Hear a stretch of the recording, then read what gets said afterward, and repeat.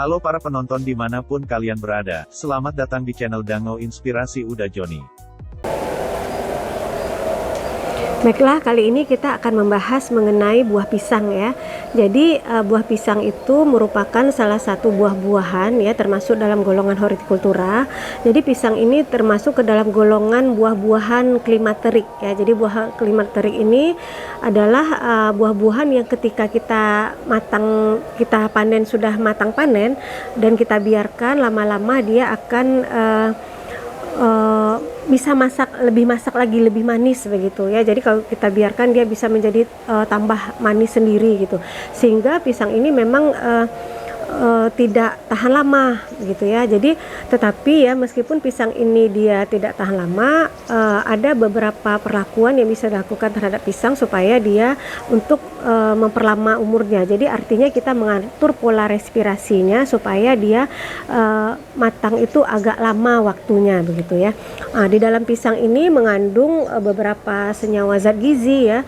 Yang pertama adalah pisang ini mengandung serat yang tinggi, kemudian di dalam pisang itu juga mengandung pati yang tinggi.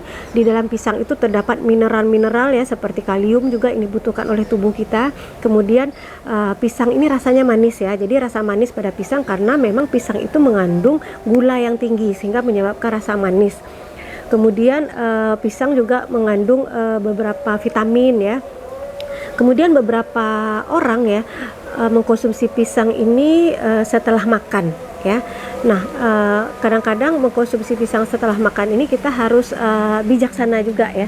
Karena apa? Karena kandungan pati yang tinggi dari pisang tersebut.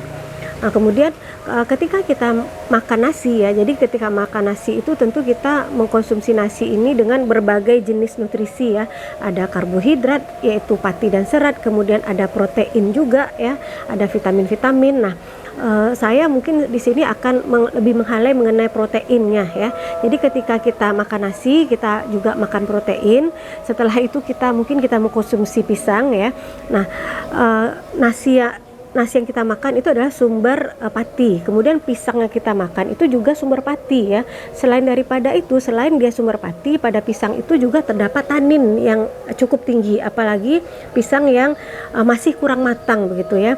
Jadi kita dapat mendeteksinya ketika kita makan pisang itu masih ada rasa sepat ya. Jadi itu artinya taninnya itu masih tinggi ya. Jadi tanin ini adalah senyawa yang bisa merusak protein. Jadi sewaktu kita makan nasi, kita makan protein, kemudian kita makan pisang ya, sementara pisang ini tinggi taninnya, dia akan sedikit merusak protein yang ada pada nasi kita. Tetapi sebenarnya untuk orang-orang normal itu tidak masalah ya. Jadi karena protein itu kita konsumsi dalam jumlah yang tinggi, sementara tanin di dalam pisang hanya senyawa metabolit sekunder, artinya keberadaannya hanya sedikit.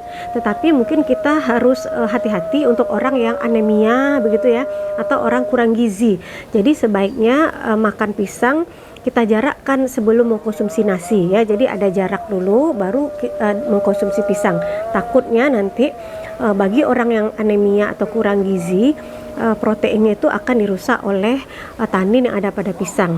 Kemudian bagaimana pula kebiasaan kalau mengkonsumsi pisang dahulu sebelum makan? Nah, itu sebenarnya sama saja ya. Nah, jadi pisang adalah sumber serat, sumber pati juga, sementara kita makan nasi berserta lauk pauknya juga akan tinggi pati juga. Jadi itu yang harus kita perhatikan ya. Jadi mungkin alasan kita mengkonsumsi pisang sebelum makan nasi ini supaya kita lebih mengurangi jumlah nasi yang kita makan ya. Jadi sebagaimana kita ketahui, pati itu akan meningkatkan kadar gula yang ada pada darah. Mungkin itu saja yang bisa saya jelaskan pada kali ini. Terima kasih. Video kami kali ini, terima kasih sudah menonton. Jangan lupa untuk like, komen, dan subscribe untuk mengikuti perkembangan terbaru dari channel ini. Sampai jumpa di video selanjutnya.